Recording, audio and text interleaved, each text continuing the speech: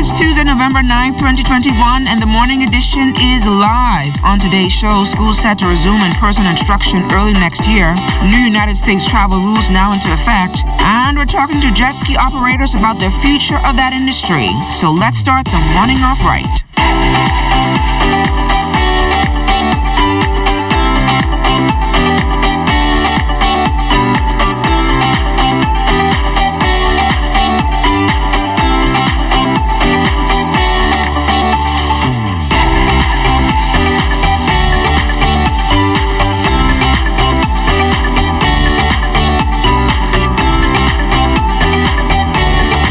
Got a few weeks to go before Thanksgiving. Good morning, everyone, and welcome to the morning edition. I'm LaDawn Davis. And I'm Desmond. In a few more weeks before Christmas. Yes, Christmas. definitely. My time of year.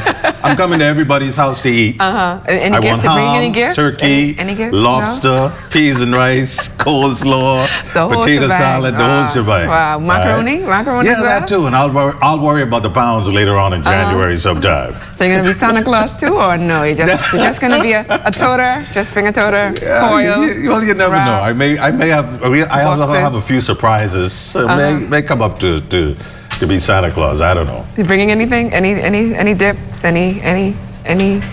Anything for the ham? Anything for the turkey? I'm gonna do some baking. I love baking. The fruit cake, the rum fruit cake. I don't know, Bahamians, I think we probably stayed away from the fruit cake, and I think we were more concerned about the rum cake. I think it's rum cake. It is rum cake. I think we strayed away from the fruit cake, and yeah, but you know, it's a tradition for Christmas with the sweets and all of the other food and different things like that. So it's gonna be interesting. So Desmond, I think I'm gonna give you the challenge. You can bake ham, turkey.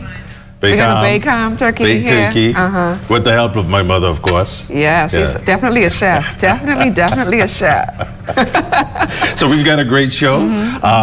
Particularly concerned, and I'm happy about travel that's been implemented with the U.S. Vaccinated travelers, those who are fully vaccinated now can take advantage of shopping to the U.S. I guess those Bahamians who want to go to Walmart and those other big...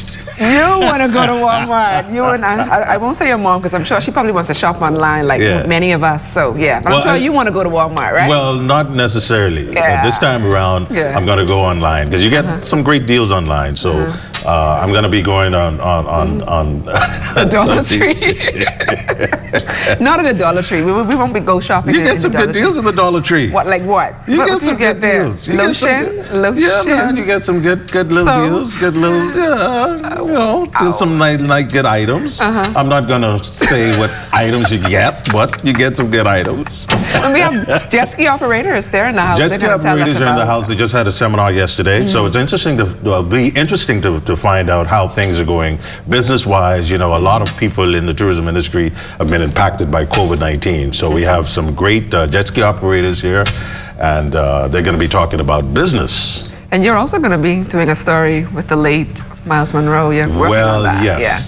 Today is his anniversary, death, so tragic.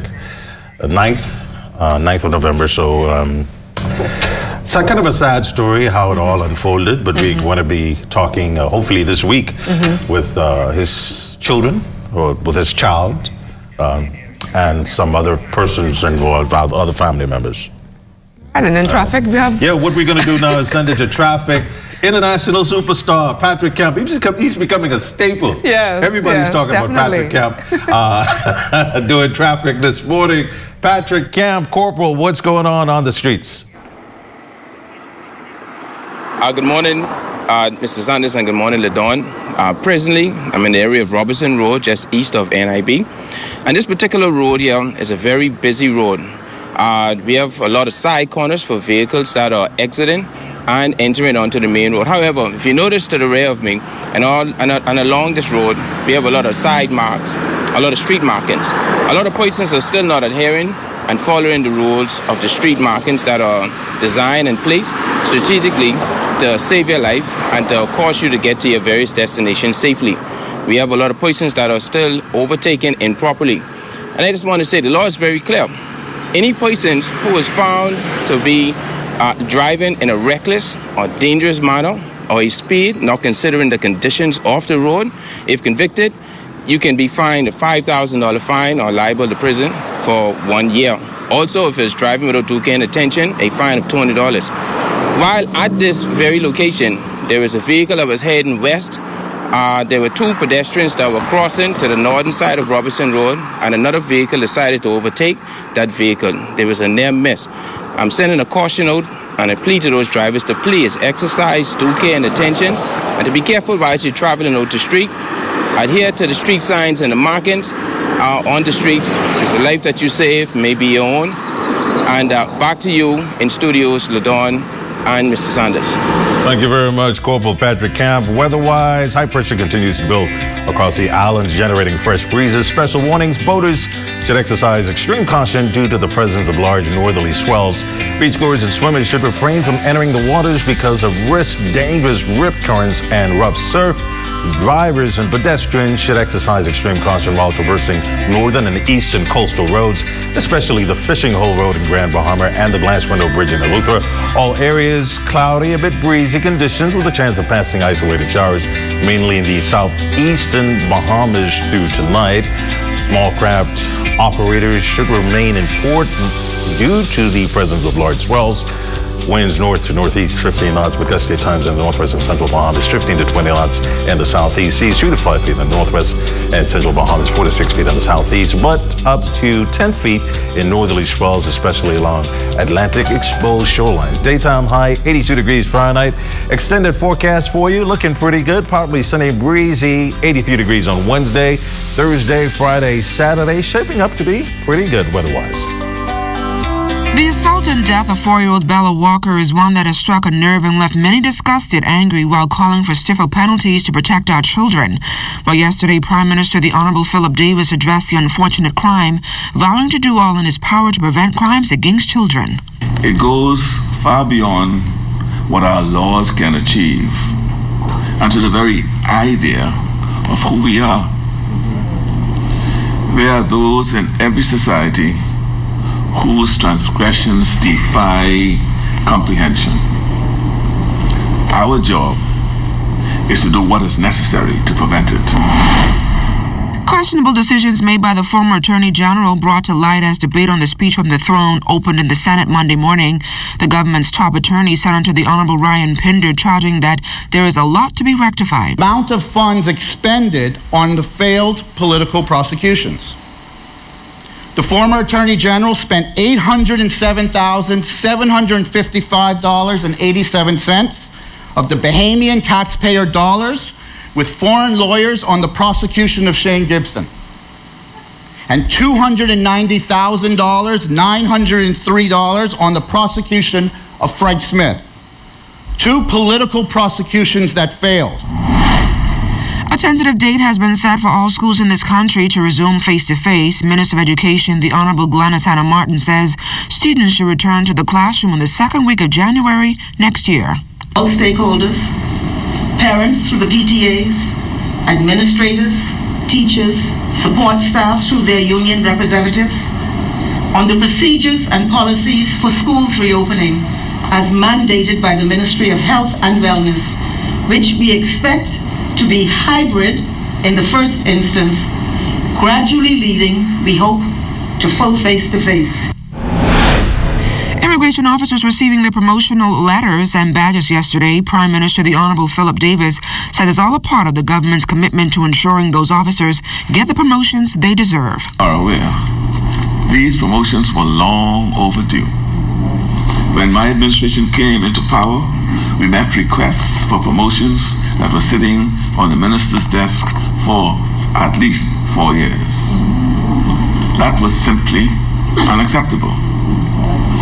Our teams went to work from day one to clear this backlog and get our immigration officers these well-deserved promotions. Bahamians heading to the United States will now have to be fully vaccinated to enter that country. That new travel policy took effect Monday as the U.S. lifted its ban on international travel from a number of countries. We talked to the U.S. Embassy's Public Affairs Officer, Daniel DeRezzo. Non-immigrant foreign national travelers must present proof of COVID-19 vaccination to their airline before they board a flight to enter the United States. And These same travelers must also still present a negative COVID-19 test that was taken within 3 days of travel, and that can be an antigen, a rapid antigen test. Now, one key piece of this is that just like with the testing requirements so far, it is the airline personnel at check-in and at the gate who will be checking documents and enforcing this new requirement.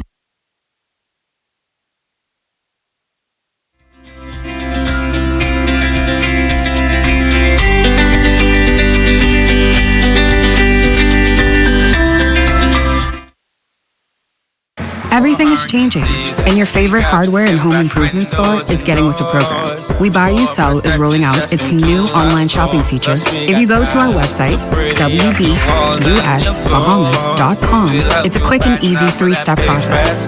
Step 1, browse the gallery and select your item. Step 2, add to cart. And Step 3, check out. Go to our website, wbusbahamas.com, to shop with us today. During this pandemic, it's our duty to ensure that all citizens, residents, and visitors are adhering to the COVID-19 safety protocol. Every person shall practice physical distance between themselves and others who are not of the same household of no less than 6 feet. I am Ambassador Amanda Edgecombe of the COVID-19 Enforcement Unit. Save a life that may be your own. This message brought to you by the Ministry of National Security in conjunction with the Broadcasting Corporation of the Bahamas. The United States officially reopened its doors to vaccinated international travelers yesterday, paving the way for visitors who have been shut out of the country for nearly 20 months to return. We spoke to Vice President of Marketing and Communications at the Nassau Airport Development Company, Jan Knowles, on the new rules for travelers. Monday, November 8th, foreign national air travelers will be required to be fully vaccinated and to provide proof of their vaccination status prior to boarding an airplane to fly to the United States. This is a global policy and applies to all travelers from all around the world, including the Bahamas. All fully vaccinated travelers will still be required to show their airline documentation of a negative COVID-19 test taken no more than 3 days before travel to the United States. As the new rules apply to all travelers, including U.S. citizens returning home. All FDA and World Health Organization approved vaccines and any combination thereof will be accepted, and that includes the AstraZeneca vaccine. Finally, children under the age of 18 years are exempt from the vaccination requirement. However, children between the ages of 2 years and 17 years still need to present a negative COVID-19 test result. Like we said earlier yesterday, the United States government officially implemented its policy, which states that immigrants or visitors wishing to travel to that country must be fully vaccinated if they want to do so. Thousands of Bahamians are already fully vaccinated, and health officials expect those numbers to go even higher. President of the Physicians and Consultants Association, Dr. Sabrika Pinder, says she is happy to see that Bahamians are taking full advantage of the vaccine to fight this deadly virus. I know that the government secured more vaccines, and persons were concerned that, we didn't have sufficient. And, oftentimes we do wait until the last minute or until it's related to travel to get it. But I think at the end of the day, once we encourage persons to get it, that's the most important thing at this particular time. Certainly along with making sure you take care of your health, go and see your primary care physician, get yourself in line with your weight, high blood pressure, your diabetes, all of those things extremely important. And if you do think you have symptoms, make sure that you seek help early, because I think that's one of the concerns we're still having. A lot of people are still not seeking the help or not believing that they have COVID. Additionally, several concerns have also been raised by Bahamians about the accuracy of the antigen testing results as opposed to the RT-PCR testing that gives an accurate account of your COVID-19 status. Dr. Pinder says it's an issue medical professionals are currently looking into. Unfortunately, we've had challenges with that, even with the PCR test, okay? And oftentimes that's why we talk about the timing of when you do the test. We also know that there are going to be false positives and potentially false negatives. We also know that, unfortunately, there are people who will have clinical symptoms of COVID, and for some reason or the other, they will not test positive. And so because there are all these factors, you have to look at it from a holistic view in order to really understand what is happening. Well, the COVID-19 pandemic has had a significant impact on persons in the watercraft industry, like jet ski operators. However, now that the tourism industry is rebounding, there is hope. Joining us live in studio this morning to discuss the way forward are two powerful jet ski operators, Renwick Roll and Sean Lewis. Gentlemen, welcome to the morning edition, and thanks for joining us. Good morning. Good morning. How's it been since the borders have been opened up? Well, as of Monday, everything will be going back. We'll be going back to the beach, and so we're looking forward to working in partnership with the government, the hotels, to try and make this industry a better industry to be in. Any other challenges that you can think of? The borders have been opened up, but we've been impacted by COVID-19 since 2020. What are some of those challenges that you can talk to us about? Well, some of the challenges is that what happened is being sitting down and for 2 years, some of the skiers them are worn out and stuff, and these are some challenging times, financially challenging times for many persons inside the industry. Many persons right now cannot come back into the industry right now because financially strained. And so what happened is we are asking the government for some assistance, at least for 3 years or more, so we can get back on our feet to import jet skis duty-free. What happened is we need to upgrade our jet skis right now because we are on the front line dealing with tourists. And so we're going to need some assistance in that area in getting back into the water. Yeah, some of the challenges that we are facing is because our jet skis were laid up for almost like 2 years. On dealing with machines, the motors, some of them, we were unable to put them in the water because of restrictions, because every time you go into the water, even to keep your machine in order, the police will come to you and tell you you're not allowed to operate your jet skis. So a lot of our jet skis were just sitting down, and a lot of them now are not in working conditions. Seats are all torn up from the sun, just sitting there. So there's a lot of assistance that we're going to need in terms of getting back to work. I mean, those of us who are able to afford to get back can go back, but you're not going to be at full blast going back, starting off. So there's a lot of things that we need to do to get back into operation. They said that we're going to be back on the 15th. Most of us would be back, and we're happy to be back. But those who can't will have to need some assistance in terms of, I know there's a government loan program, so many of us have to maybe apply for that in order to operate. I understand there was a jet ski seminar actually yesterday. Were some of these concerns communicated during this event? And what's the way forward, moving forward? Well, we tried to communicate some of our concerns to the minister, but she said that she have to make another appointment to deal with our concerns. She laid out the rules and regulations and the government concerns in the industry. And so what happened is now we're going to wait for our next appointment so we can get our point across. Yeah, I mean, like we say, she met with us yesterday, which was good, because many times that people in charge of the Port Authority never give us the opportunity to meet with them and trash out our problems. But we were happy that she was able to meet with us yesterday. And I guess in the next meeting, she said as soon as possible, she's going to meet with us, and then we'll be able to put forward our differences, problems that we have in the industry. Jet ski operators Renwick Roll and Sean Lewis, thank you so much for joining us this morning, and all the best. Okay, the pleasure's ours. Thank you. And as we head to the break, we take a look back at today in Bahamian history. On November 9th, 1994, Member of Parliament for Montague, the Honorable Orville Turnquest, resigned his seat. Also on November 9th, 2014, 9 people were killed when their plane collided into a crane at the Grand Bahama shipyard. Among those on board was acclaimed Bahamian evangelist Pastor Miles Monroe.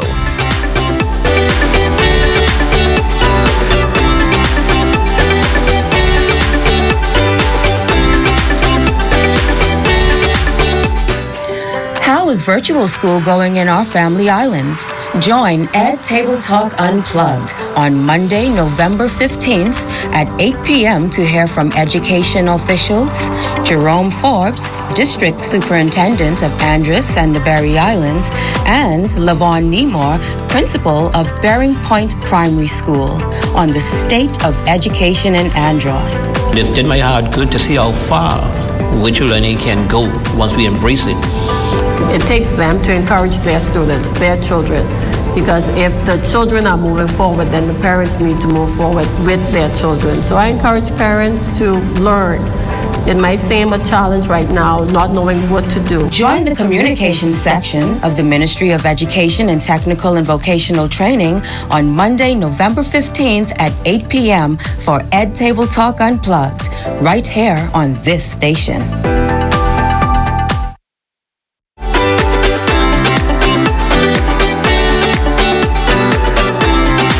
A date is set, a tentative one at least, as the Ministry of Education announces its plans to resume some in-person instruction come early next year. Here's Antoine Smith. Classrooms and deserted school halls now set to be occupied, as students and parents eager for their children to resume some kind of face-to-face instruction can expect to do so the second week in January of 2022. The announcement made by Minister of Education, the Honorable Glenys Hannah Martin, as her ministry charts the way forward. The ministry is devising alternate plans to ensure that we facilitate face-to-face for these students, and that these children will also be in school. And I want to repeat that. These children will also be in face-to-face instruction.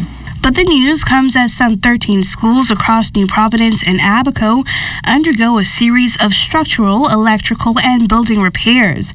The pace of work, ranging minor to major, set to a tune of some $20 million, falling short of the January 2022 target date. There has been tremendous disruptions in our children's education, and significant gaps in learning have occurred. The effect of this is serious and can be long-lasting. We in the Bahamas will do all that we can to counter the negative effects of this experience on our children. Well, repairs underway for several public schools in Abaco. This includes upgrading to the existing infrastructure of 3 schools in Sandy Point, Cooperstown, and Moores Island. A completion date for the project is set for sometime next year. The repairs that are going on in Abaco right now are minor repairs. I noticed that the minister listed James Pinder as one of the schools that can't open, but I think that school can open. This has some minor repairs going on. ST Boodle has some more major work going on, which will prohibit that from opening. So probably by January, that school will be ready to open. Over in Moores Island, what we're doing there is actually adding a preschool. So it's new construction to that school.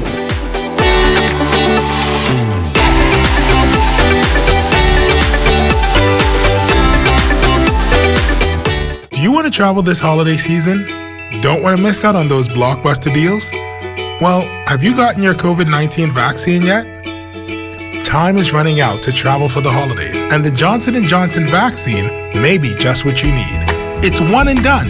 Just one jab of this vaccine, and 2 weeks later, you're fully vaccinated and ready to shop. Protect yourself and your loved ones this holiday season. Schedule your vaccine appointment now. Nobody wants to get HIV, but if you do, it's not the end of the world. Being diagnosed early gives you a chance of living a long and healthy life. Testing is the only way to know for sure if you have HIV, and knowing your status means that you can protect yourself and your sexual partners. Getting an HIV test is quick, easy, free, and your results are 100% confidential. Get tested and know your status.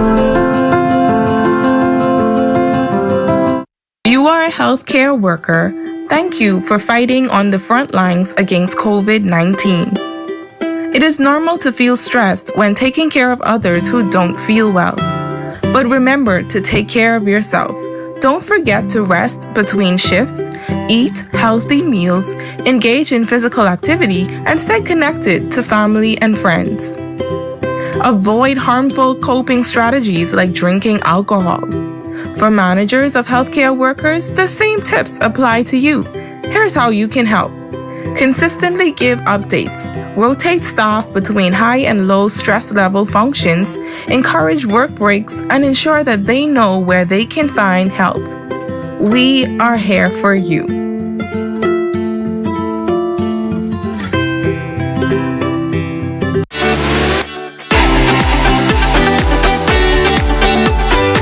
For decades, HIV and AIDS has greatly impacted adult populations here in the Bahamas, but children have been impacted by the condition as well.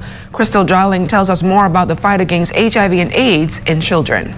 Those kids were walking through the rain coming to us. That's when I realized how important this was for them. They came in the rain, and it shows that they were getting something from the program that they wanted, because they wanted to be here. It was the faces of children dying or fighting serious illnesses that moved officials of the National HIV and AIDS program to action. It's that action that led to the establishment of the Children's Outreach Initiative in 2000 to assist school-age kids either fighting the disease or whose caregivers were. So it was a family, it was a safe place, it's some place that they wanted to be. It was strictly voluntary. Nobody was forced to come, and yet they came. And they came and they did their homework and they did assignments and they studied for the various national examinations. A lot of them connected to being positive or being in a household where somebody is positive. And also many of our kids came from low-income areas, so they had a lot of challenges, and we decided we had to arrange psychological, make psychological counseling available to them as well too. So it became, as you said, a very extensive program where we tried to meet all of the needs and the challenges of these kids. Today, empty stacked chairs are pushed to the side of classrooms where children once sat for after-school tutoring. Fading messages of positivity and encouragement cling to the walls of spaces that now store donated goods to be distributed to families affected by HIV and AIDS. All telling signs of the program that, according to Bahamas AIDS Foundation President Camille Lady Barnett, came to a halt in the face of dwindling funds and the COVID-19 pandemic. Because of lack of funding, we have not had a major fundraiser. Red Ribbon Ball was our signature event that we did every year in November and brought in at least 3/4 of the funds that we needed. We haven't had it, and we will not be doing it this year, and we're hoping that we can in 2022. So because we have not had that major fundraiser, we've had to release 12 persons, including the tutors, because we gave the tutors a stipend. We didn't give them very much, but we still, it still adds up. We had to release our cook, our janitor, our case aide, who used to work along with our social worker. So we're down to a skeleton staff, trying to do the same things that we kind of did before, but with the skeleton staff. But Barnett says despite financial challenges, they still keep in contact with children in their program, lending assistance wherever possible. And you can see at the back of our room, we've got all these supplies, because once a week we provide supplementary groceries to them, as well as a hot meal. We get a hot meal from the Greek Orthodox Church. They have what they call the Lord's Kitchen, and they cook a hot meal every Friday, and they give us some of those meals, and we take them into the homes. We ensure that all our kids had laptops, so they've got the electronic devices they need to access their schoolwork. Some of them don't have the internet. That's also still a challenge as well too. So it is a challenge trying to support these kids in this era of COVID. Those of you wishing to support or donate to the Bahamas AIDS Foundation can contact them via their website, Facebook, or Instagram pages.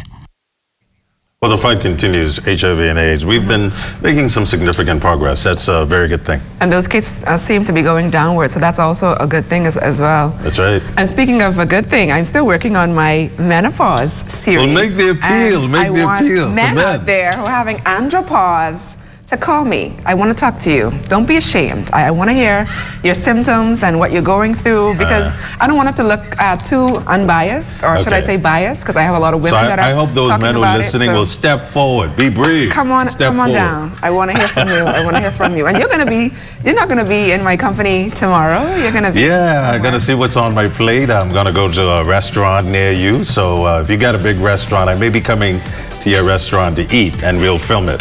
All right. And be sure to stay tuned into the ZNS Network for news as it happens, TV and radio updates throughout the day. Then you can tune into the Northern Edition at 6:30 and the Bahamas Tonight at 7. And that's a wrap for us this morning. For the entire team, I'm LaDawn Davis. I'm Desmond. Christmas is coming. Ready to eat.